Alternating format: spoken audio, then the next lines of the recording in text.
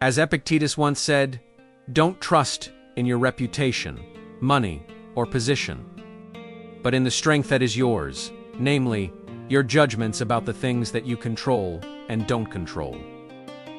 For this alone is what makes us free and unfettered, that picks us up by the neck from the depths and lifts us eye to eye with the rich and powerful. Ethelred was, by all accounts, a man of great consequence.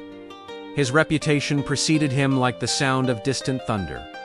His judgments were sought in every court, and his magnificent estate, sprawling across the richest valley, testified to his abundant money and unparalleled position. He moved through life like a king, enjoying the deference of those around him, believing that these outward markers were the very source of his power and security. He put his entire faith in the stability of his external world. Then, the political winds shifted violently. A new, envious sovereign came to power who viewed Ethelred's influence as a threat. One terrible morning, a decree was issued. Ethelred's lands were seized. His titles were stripped.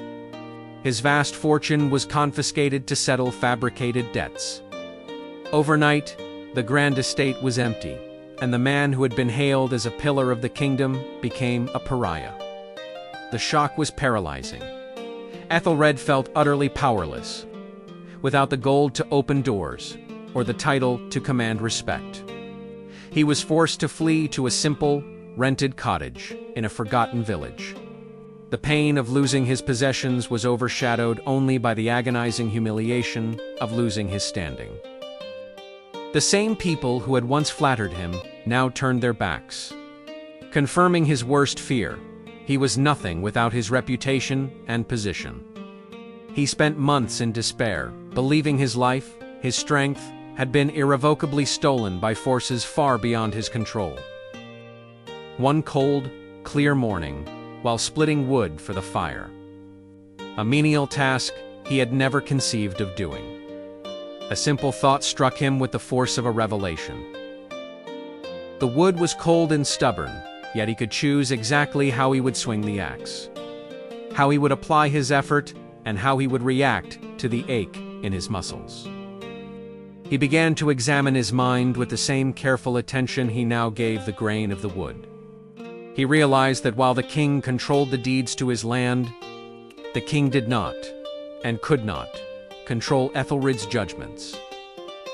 He could choose to feel bitterness and resentment, or he could choose clarity and resolve. He began to practice the latter. He used his keen intellect, which he still possessed, to advise the humble farmers and merchants of the village, focusing purely on solving their problems without expectation of reward or recognition. In this quiet, self-directed labor, Ethelred rediscovered a power that was truly his own. This inner strength, derived from the rigorous and honest exercise of his own mind, was free and unfettered. When a local dispute arose that threatened to destroy the harvest, Ethelred's thoughtful counsel, born from years of experience and now honed by humility, saved the village.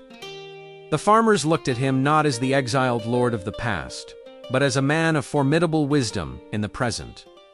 Ethelred understood that even standing eye to eye with the most powerful king, his worth was no longer dependent on the king's arbitrary favor, but on the unassailable fortress of his own judgments about the things he could control. If this story connected with you, please like, comment, and subscribe for more content like this.